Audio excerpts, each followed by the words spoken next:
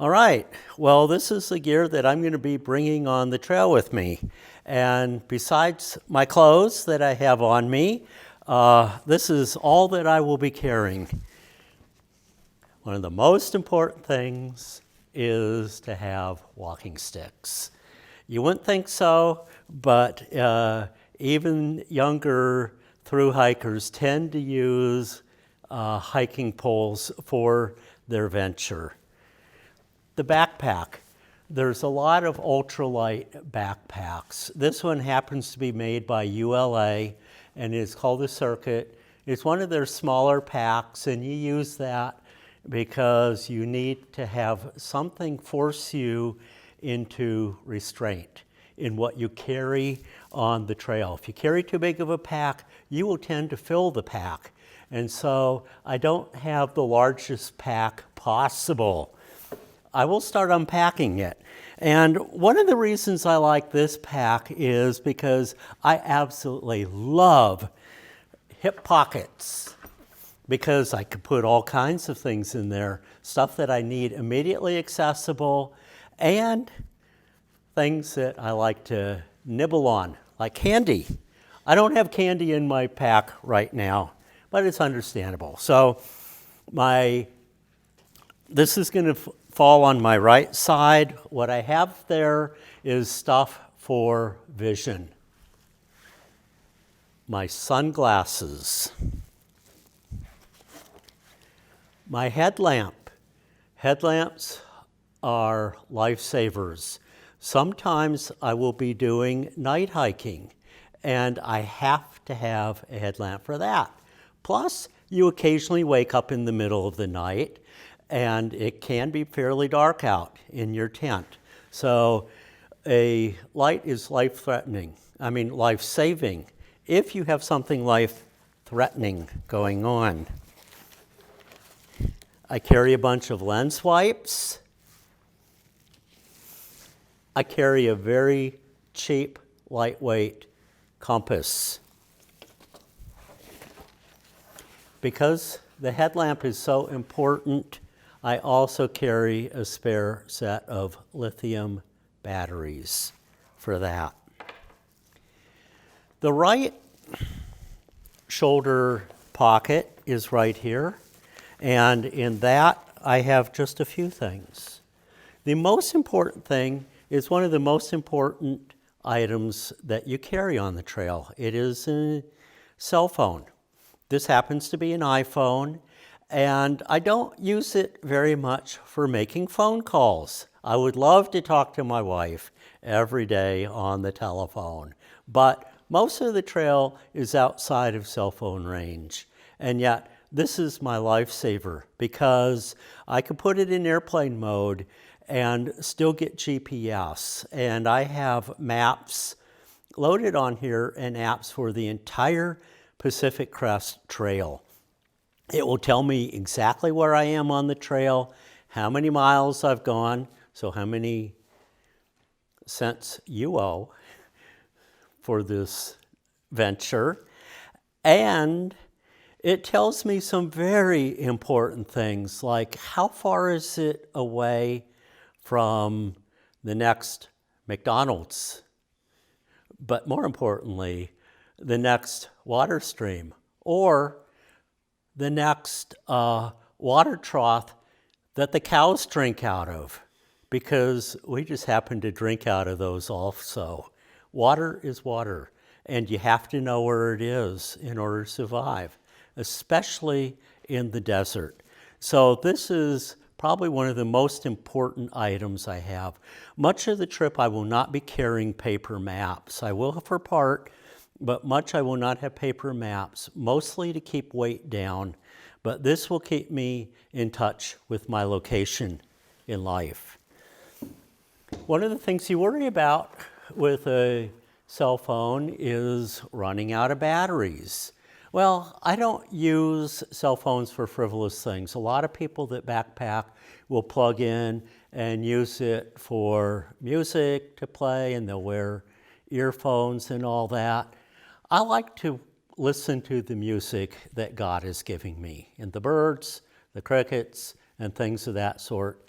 But I still worry about being able to charge. So I carry a 10,000 milliampere charger.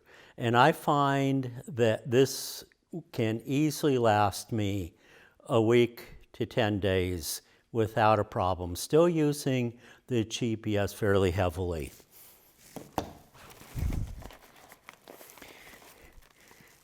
GPS does no good unless you have the means. The backup battery does absolutely no good unless you have the means of recharging your cell phone. So I have to have that. And I always carry a spare camera, a memory chip. If it's raining out, I have a pocket for putting my cell phone in to keep it from getting wet. It's very light. It allows me to not worry about things. The right pack pocket. Let's talk about that. First thing I have in there are my tent poles. You'll be seeing the tent a little bit more that I keep inside, but I'm using a copper spur 2-man platinum tent. It's very light. It's very comfortable inside. Toilet paper. You have to do it once in a while on the trail, and you have to bury your stuff. So it's an ultra lightweight spade for taking care of that.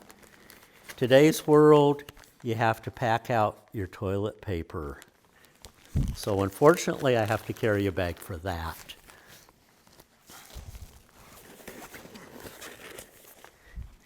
And I carry an extra bag for water. People don't carry those big Nalgene canteens anymore. They're way too heavy. You might notice from what I've been saying so far is that weight is the problem. Every item that goes into this pack has been weighed once or twice or more times. And I've gone over it with alternate choices, and always the choice has been what weighs the least so that I can keep my pack weight down. I'm going to go over the center pocket now. These will not be carried for most of the trip, but there are a few segments that it will be carried, and I'll probably need them fairly early on in the desert, which are micro spikes. You put them on your feet, and about 40 miles in, I will be in snow. In 100 miles in, I will absolutely be in snow and having to contend with it, including some dangerous snow at about 180 miles. So this will be a necessity early on.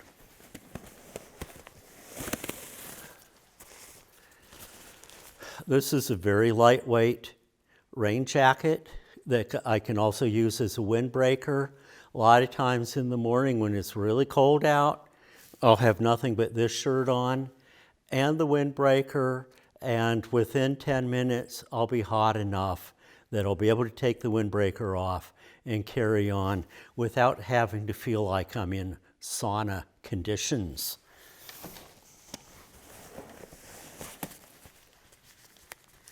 This is my rain skirt. A lot of people laugh when I tell them that I'm using a rain skirt. It's just a skirt that goes around, but it's half the weight of rain pants, and it's incredibly more comfortable when you're actually hiking, so that almost everybody uses a rain skirt rather than pants. Whoops. This is the ground pad to my tent. I like to keep it outside because a lot of times it's dirty, and I could even put it within these elastic things if it's really dirty, just so that it can dry out and clean out. I always carry some over mitts. If it's really rainy, I find my hands really freeze unless you can keep them dry. And these are just dry mitts. They're almost no weight. And so they're just one little thing I can do to improve my misery on the trail.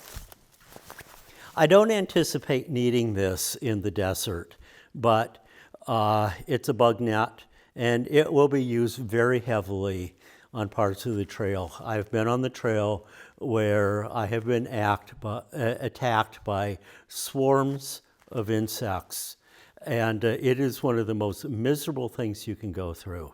So this is a vital piece of importance. This is a little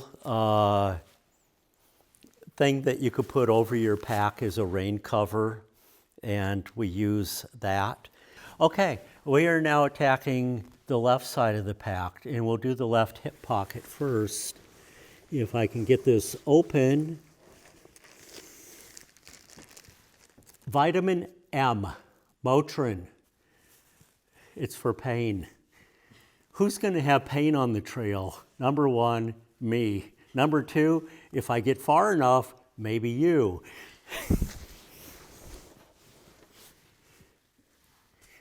I probably won't need insect lotion, but I definitely will need suntan lotion early on in the trail. I generally wear clothes that cover most of me. It has nothing to do with modesty. It has everything to do with keeping the sun off of me. And that's a trick a lot of people do. Some people will actually carry umbrellas through the desert. And some people, being about 25% of people, will carry umbrellas. I always carry chapstick. And I might mention here, most of the stuff I don't keep in my pockets because that weighs your pockets down, your pants slip off of you, and it's kind of embarrassing running around like some of those kids nowadays do, showing half of their underwear. I don't want to do that on the trail. This is a pocket knife that's about half the size of the size that you would normally buy for a pocket knife. Why do I use such a tiny little thing? Once again, same issue, it's weight. You don't really need a big knife. I need the scissors in here more than anything, and I have that and a little blade, and that's all I need. So I don't need to carry a big blade. I'm not going to be attacking bears with my knife. And that's that side. The left shoulder, I keep this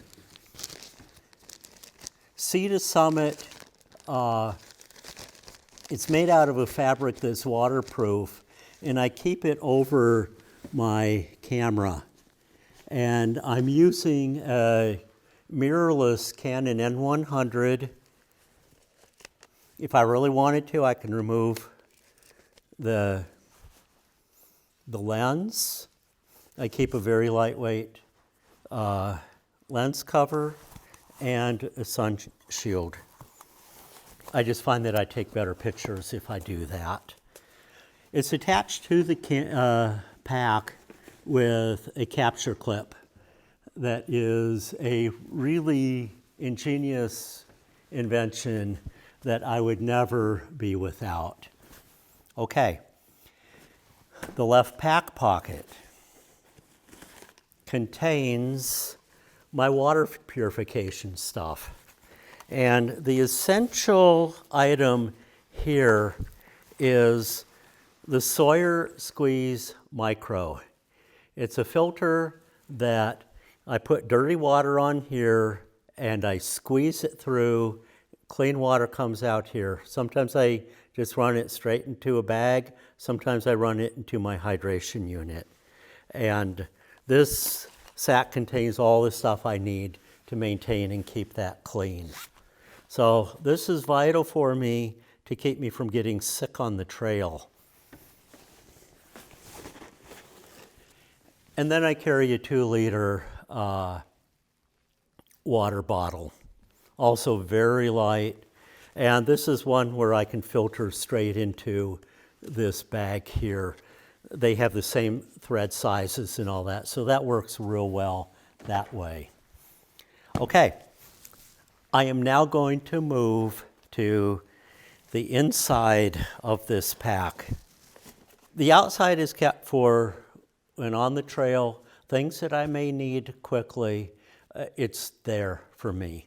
The inside is stuff that I know I'm not going to need to access except for in the morning, evening, or maybe at a noon lunch stop.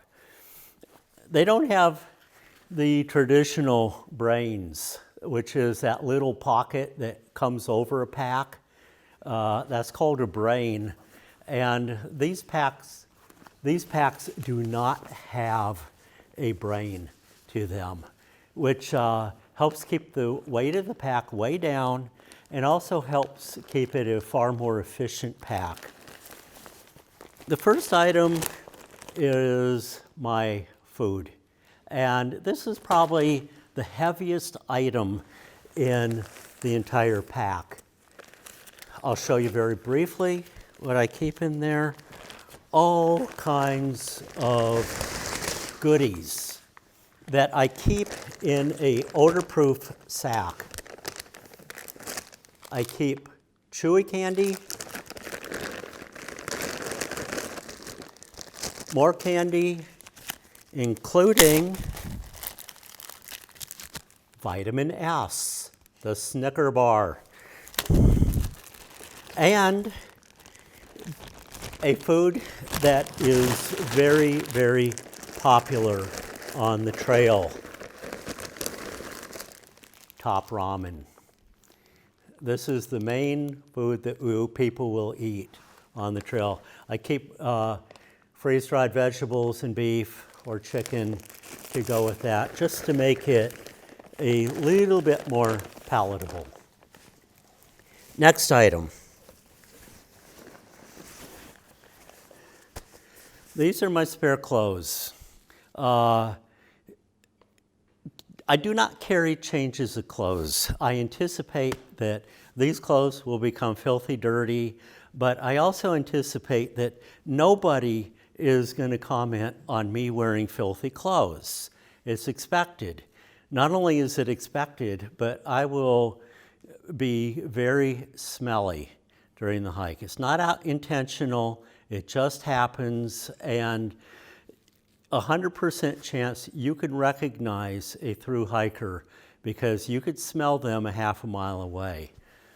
I keep in here long johns for safety for being really cold, a stocking cap and warm mittens. I keep several extra pair of socks and an extra pair of underpants. And that's about it for that. No extra clothes, no extra pants, no extra shirts or anything else of that sort. I can't afford the weight. It's too heavy. I will change my clothes from time to time when I get to town and have something sent to me, but I won't wear changes of clothes on the trail itself.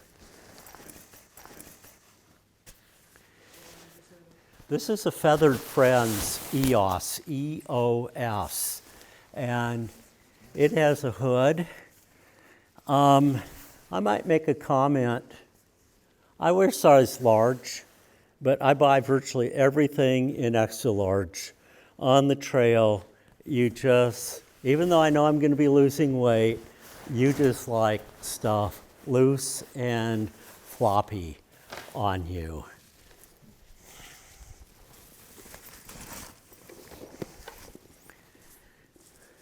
It's my camp stove.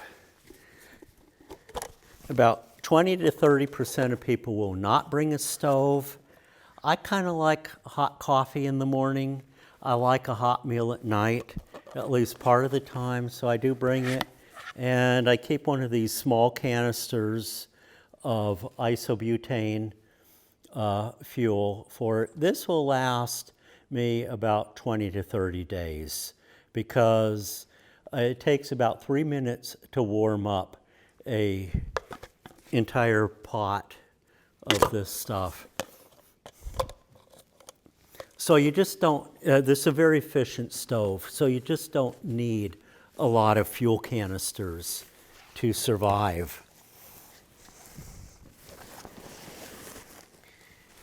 This is the remainder of my tent. Total tent weight is slightly over 2 pounds. It is very light. I could have gotten a one-person tent.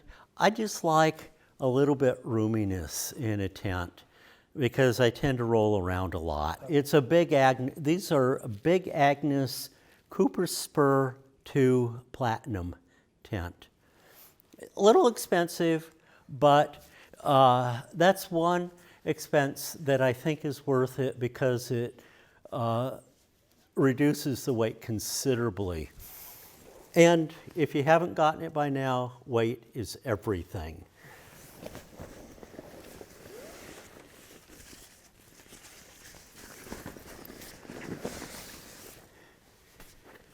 This is my sleeping bag. The way people do sleeping bags nowadays is that they keep it in a dry sack.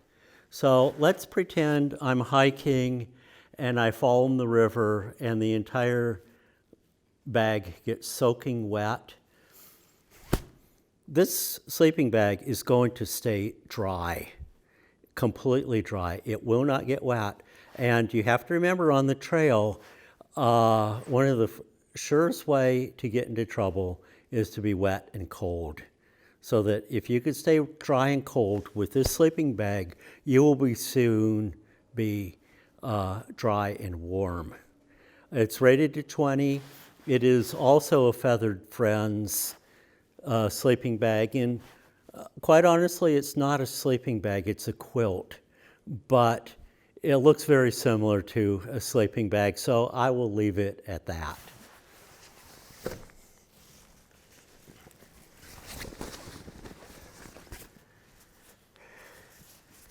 This is an X-Bed down inflatable pillow. One of the things I find important is that you have to get a good night's sleep. And for me, I have tried other alternatives like wadding up my down parka or sleeping on a clothes bag and things. It doesn't work. I need a pillow. And I find that most of my fellow pilgrims on the trail also tend to do this. Even though they don't want to talk about it, they use a pillow. More goodies. This is a X-Bed AirMat Hyperlight medium wide. The old days where people used to carry egg crate, clothes foam pads was cool for me when I was young. I'm a lot older now. I need a little more cushiony thing. I find that even the young people are using inflatable air mattresses. I sleep better on this air mattress than I sleep on our very expensive mattress at home. It is wonderful. This is not the warmest air mattress. I usually use another one, so I will probably start with another air mattress and use this for the Oregon, Washington part of the trail.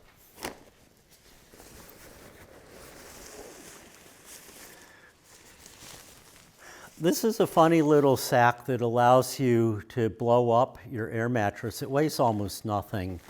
And at the end of a hard day, when you really don't feel like puffing into an air mattress, this takes about a half a minute to get that air mattress completely blown up.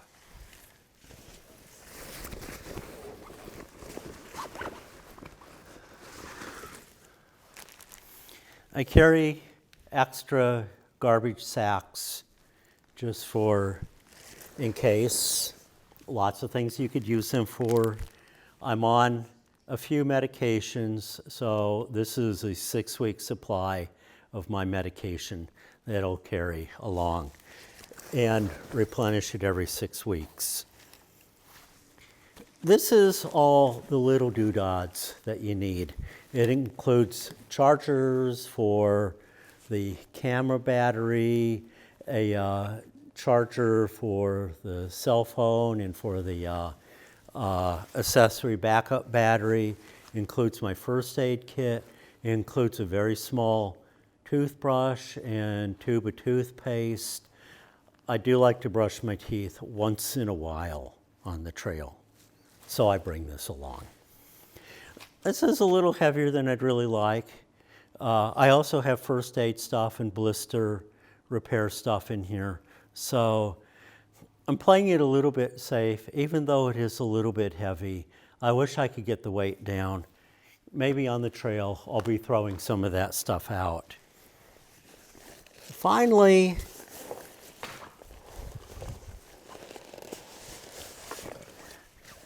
I'm not going to pull this all apart. I like to use a hydration unit because I like to be able to consume liquid on the trail. You probably notice that this is sort of a yellow appearance. This is not urine in here. This is just lemonade flavored stuff.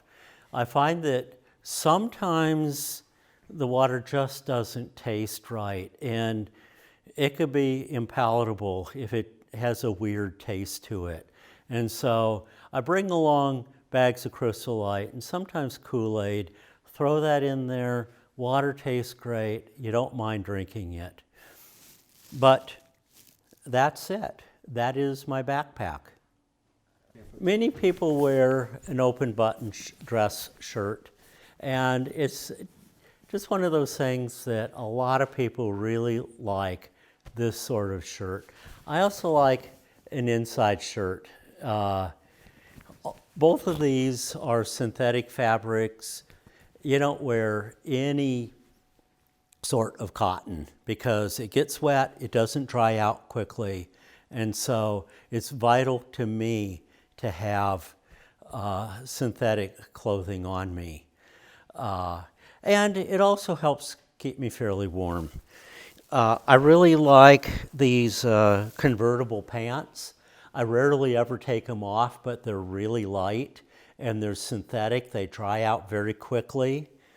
And the underwear, I'm not going to show you, but it also is synthetic, okay? Don't laugh, it's very important.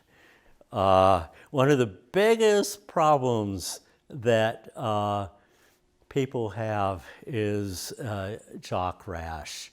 And that happened once to me on a long backpack trip, and it was almost crippling. And I suddenly realized how vitally important having a good pair of underpants is. So, not going to show you, but it is an important commodity. My shoes.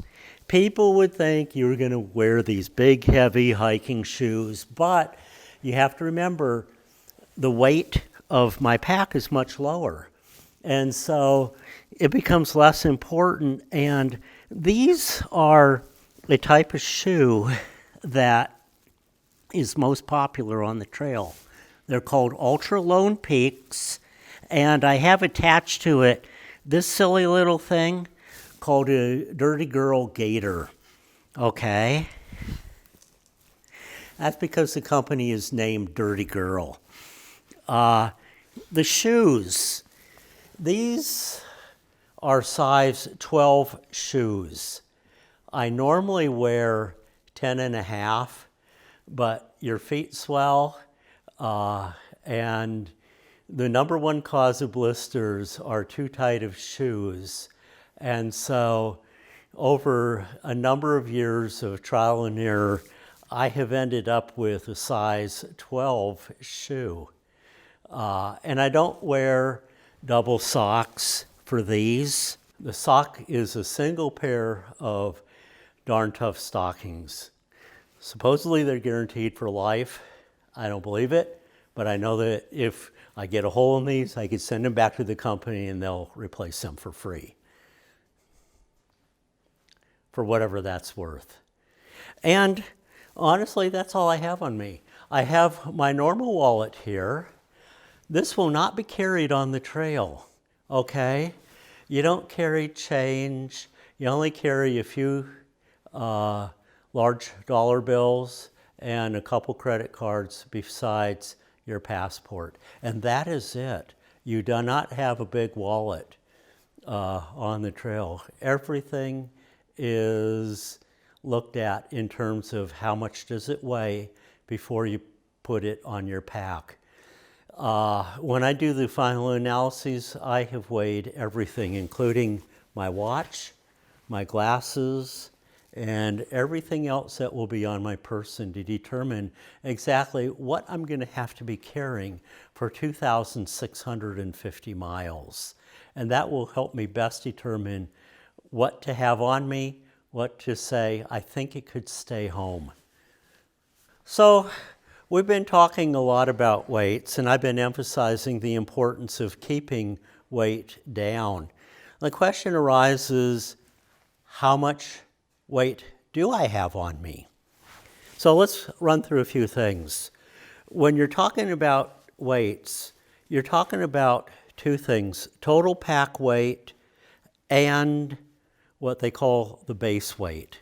Base weight is everything in the pack minus the water that you're carrying, minus the food that you're carrying, because those are items that are going to be changing all the way through the day, through the week, so on and so forth. So the goal is to keep your base weight under 20 pounds, and preferably under 16 is considered ideal.